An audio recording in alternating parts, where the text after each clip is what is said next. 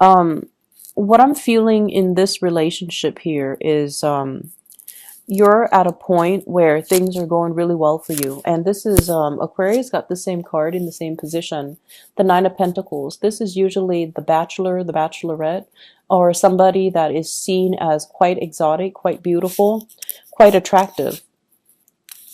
And because this is the energy that you bring to the relationship or you bring to your environment, this is you having a lot of financial abundance. Things are going really well for yourself. You don't need another person to take care of you. You're very independent. You enjoy your company. You enjoy, walks outside in nature. You enjoy to spend your time with, really embracing your life and loving your life and enjoying what life has to offer. You have friends around you, you have family members, and these are the kind of like the core pillars of your world. Work is going well, finances are going well. You have people around you that appreciate you, and you're desirable. Not only that, you're comfortable being in your own skin. You're comfortable with the simple things in life. And so the relationships, yes, it's nice if it's there. If not, you're not going to cry over it. And so this is your energy. And as a result of it, when you least expect it, I feel like that's when relationships come in. So for those of you who are single, I feel like, you might be so prosperous and just so independent that it might be a little bit difficult for other people to approach you. But at the same time, I feel like you're not, looking for things. You're out and enjoying your singlehood, and you're at a place where you're quite content with the way things are going in your life. And I feel like Aquarius got the same energy. And the way that your partner, love interest, is coming into the picture is we have the Five of Wands. This is a conflict card, and this is also competition, okay?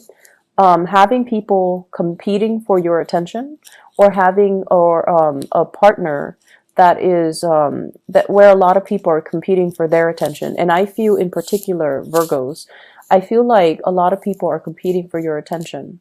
A lot of people see what you have to offer, what you're bringing to the table. Someone who's attractive, who's exotic, who's seen as, being very financially prosperous as well as independent. Of course, people are going to be fighting amongst themselves in order to get into your good graces and in order to ask you for a date, in order to kind of like vie for your attention. So I see an element here about having a lot of suitors, having people that, gravitate towards you. And I also feel like some people might be doing it in a very, very difficult manner.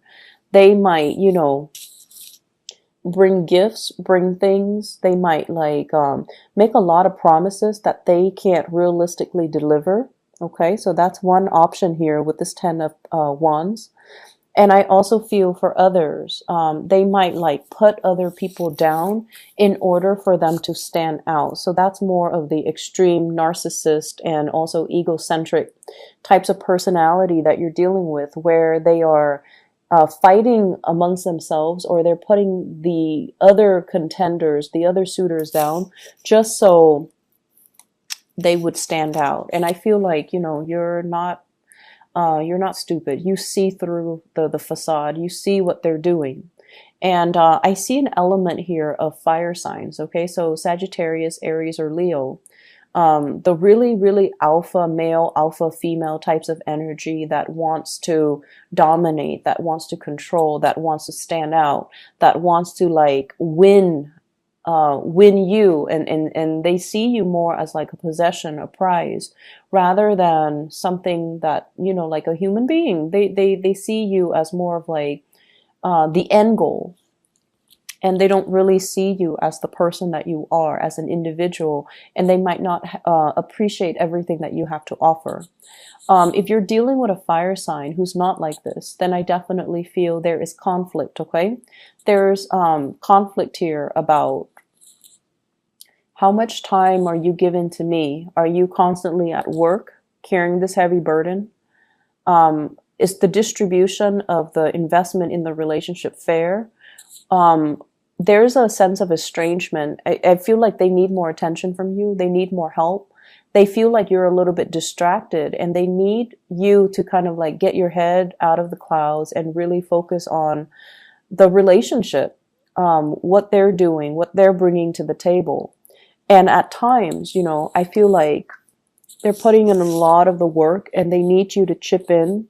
They need you to be emotionally available. So if you're at a distance from them, they're kind of struggling alone, and they feel very much alone. And they feel like, even though we're in a relationship, it seems like you're not doing your fair share. It feels like I'm alone carrying this burden, and I've got these rain clouds over my head, and they're not clearing up. So is there any way that you can reach out and help me? So I almost feel like they see you as distracted. They see you as frivolous. And these are not characteristics that I normally attribute to Virgos. But I feel like with Virgos, it seems as if there might be some type of relationship partner that you've had a lot of arguments with. And there's stubbornness, there's pride that gets in the way. So you might tell them to do one thing, and they're like, no, no, no, no, I'm going to do it my way. And their way is not usually the easy or the most, streamlined or the most efficient way, because, you're one of the most efficient signs of the zodiac. You get things done. You have your own system set up, and no one can outcompete you when it comes to productivity, when it comes to, the finding the best practices, finding the shortest route to get like the best optimal outcome. You're very good at it, and you tell them time and time again, you're doing it the hard way. Here's a better way. But of course they're not going to listen. So I feel like you're dealing with someone who's got a lot of pride, who might also have a big ego, who might also just be very stubborn, and they want to go about it their own way, okay?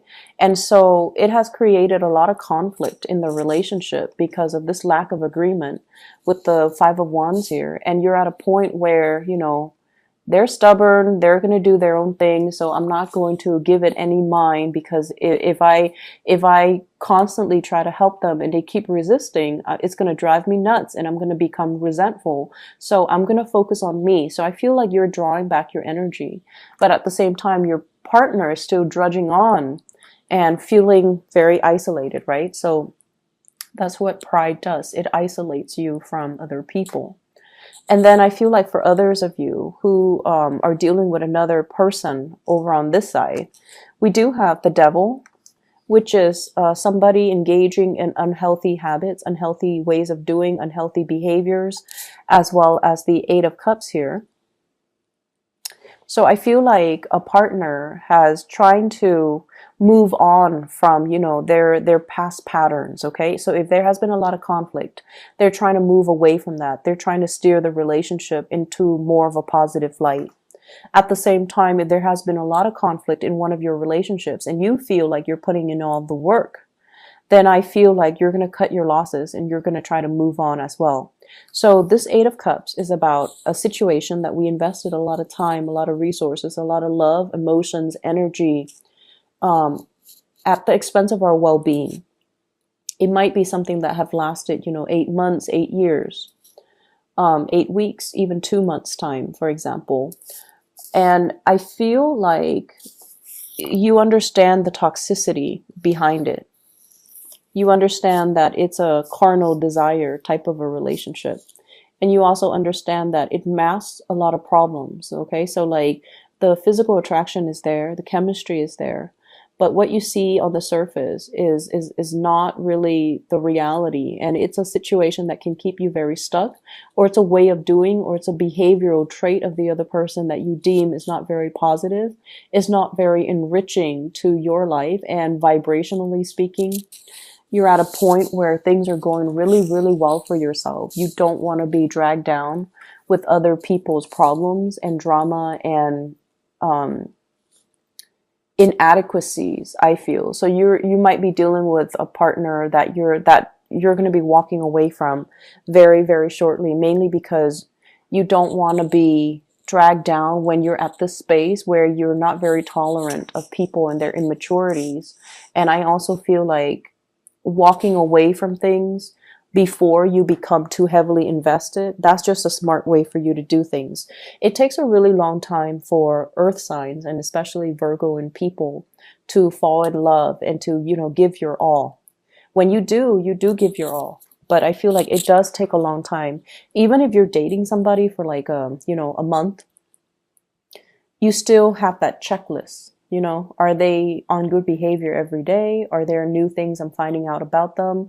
Do I like everything I'm finding out, or do I not like most of the things I'm finding out? So that, balance sheet, that checklist, it goes on, and it happens every day.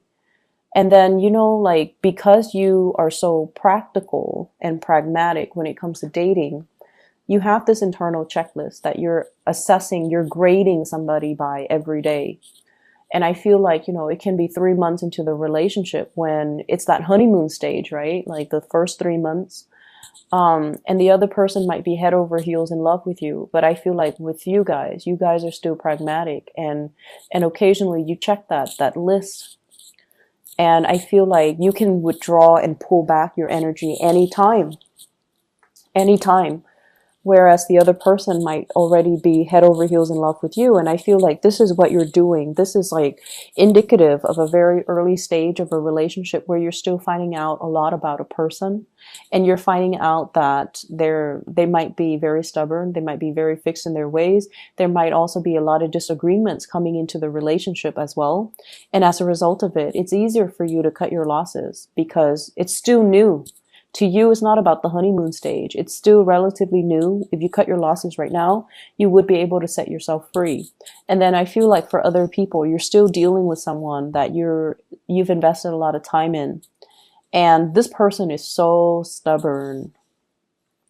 Might be a Capricorn. It might be a fire sign, Sagittarius, Aries, or Leo. And I feel like if there has been conflict, it's going to come to an end, okay? Like they're going to try to resolve issues in their own lives. They have a lot of hang-ups. They're very fearful of change. They're very fearful of doing things a different way. They're really fearful of relinquishing control and letting somebody else give them advice, or even taking somebody else's advice. So I feel like that's their hang-up, and that's on them, and that's something they need to work through. And I feel like you are aware of that. You know your partner well. And so you're going to focus on you. You're going to focus on what you need to do, your own path, and let them kind of deal with this internal conflict, internal turmoil that they kind of need to sift through and find themselves. And they are going to find themselves. It's going to take some time because they're so stubborn, and because they're so like doggedly just, this isn't the smart way to do things, but I'm going to do it because I'm stubborn. I'm going to do it just to test myself. So I feel like you've got somebody here that's not as reasonable, but they're hard on themselves as well. And I feel like a big part of you can sympathize with that, right? You're hard on yourself. You understand they're hard on themselves. They want to test themselves. They want to know their limits and their capabilities. And I feel like you can appreciate that. And so you're going to let them be. So you're going to detach yourself a little bit. I see coming back together, but at the same time, I do see arguments as well. So ease up on your partner, okay? Let them deal with their own things. If you tell yourself, I'm just going to focus on me, really take that to heart and focus on you. Don't focus on you and then, have like, constantly look over your shoulders to see what they're doing. Because I feel like, you have to be all out of it or all in it. Okay. You can't like, straddle the fence here, because then they're going to sense it and they're going to say like, you're backing out on your words, or you're backtracking on what you have to say. So I feel that energy. Leave your partner alone, let them sort out their things, and then they'll come back to you when they're all better. In other areas of your life here, I feel like this week, it's all stubbornness. And honestly, it is not coming from you. It's coming from people around you. I see you're dealing with someone that you're communicating with, and I see a distance between you and them. Could be a family member. But this person is so fearful of change, okay? The word I'm getting here is somebody who's a pack rat, somebody that clings on to every little scraps of paper, every candy wrapper, being a pack rat. It's an emotional response. It's an emotional, It's an emotional coping mechanism. So for people that, that hoard, for people that it's not supposed to be rational. Like we look at them and we're just like, what are you doing? But for them, it's an emotional coping skill. And a lot of it is they're fearful of change. They're fearful of the times, the changing of the times. The things that I need and the things that I'm used to are not going to be around anymore. The items that I grew up with, they're not going to be produced anymore. So I need to cling on to multiple copies of these things or multiple packages or, whatever it is. It's not supposed to be rational. Some people collect candy wrappers, some plastic bags, some paper bags, whatever it is.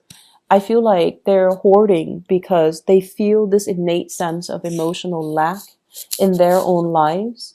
They can be, very financially insecure. And so they cling on to these things that people discard because they feel like if I fill up my house with scraps of things, then I'm wealthy. So it can be like as problematic as that, or, on the other end, it's just a coping mechanism for some of these people. So I feel like you're dealing with someone who is like that. You're also dealing with people who are very, very resistant to change. They're very tunnel vision. They see things in a very specific way and they refuse to see things outside of their worldview. And we have here the Four of Pentacles, and this is what led me to say, hoarding, someone who's a pack rat, somebody who clings on to situation, who's controlling, and who is not able to see things from outside of their perspective. And I also feel like deeply, they feel very, very isolated. Okay. This is looking for love and feeling either rejected, feeling out of sorts, feeling like they don't really fit in, feeling like they don't really belong anywhere. And they're looking in the water and like, what's wrong with me? Do I look okay? Why doesn't anybody like me? So for some of you, you might be dealing with people that have a lot of deep internal emotional issues, and you're providing the kind of like the analysis, the assessment, or you're providing some type of a breakthrough therapeutic, type of some type of a therapeutic breakthrough, for them. You're kind of allowing them to lift the veil and to see reality for what it is. And to see like, if you're so like clingy and controlling, it's going to be really hard to love you. Okay. And then some people you might notice, they feel that control is about love. I love you, so I'm going to tell you not to do this and do that instead because I want what's best for you. We can't really infringe upon other people's free will. We can advise them, but we cannot prevent them from doing what it is that their heart desires, because it is their path in life. It is their destiny to live to their full potential and exercise their free will. If this is an energy that is manifesting within you where you're trying to control other people and tell them what to do and kind of like run their lives for them, you need to check yourself, because I feel like there is going to be, the rebelliousness. Okay. So whatever you're hoping to prevent, like, I want what's best for you. So you cannot do this. You have to do that. And I feel like over time, it's going to create resentment. It's going to create a backlash as well. So you want to be very careful about, not infringing upon other people's free will. So I see the element here, and I feel like for most of you, you have enough self-awareness to know that, you're not on the giving side of this energy. You're more dealing with those types of people and trying to make sense of it for them, or trying to reframe and rephrase things so that they can see their behavior as being quite problematic, and, so that they can fix it. So I feel like you're bringing clarity to a situation where there's a lot of fog for the other person. And I also feel there are opportunities here for travel. And this is a little bit more like things that are planned, 2 months in advance, 2 weeks in advance. And I feel like they're not like long term travel, but I feel like there is an energy of expansiveness about it. Okay. So this is like the invisible hands around working behind the scenes to facilitate travel, to ease travel, or to allow things to kind of culminate and come into the picture for you. And we also have as well the Ace of Swords. This is a really good card that signifies like cutting through the BS, cutting through the fog, cutting through a situation that has been really like, for whatever reason, I'm feeling like somebody is taking on this victim mentality, like, woe is me, nobody loves me, nobody cares about me. But they have a lot of issues that's disallowing other people to love them, to care about them. They might have control issues. They might be so selfish that they drive away people that they love, for example. And you're providing the clarity. You're not going to say like, you're selfish, that's why people don't love you. But I feel like you're going to be able to soften the blow a little bit, but at the same time, provide them the insight that they need so that they can, really look at themselves in the mirror and make some changes in their own lives. So I feel like this is a week of uncomfortable conversations that needs to be had, but you're coming to it with the right intention, I guess. And because of that, you're going to be able to splice through the problem. You're going to be able to provide really good insights, really good assessment, really good counsel, and, therapeutic breakthroughs for other people.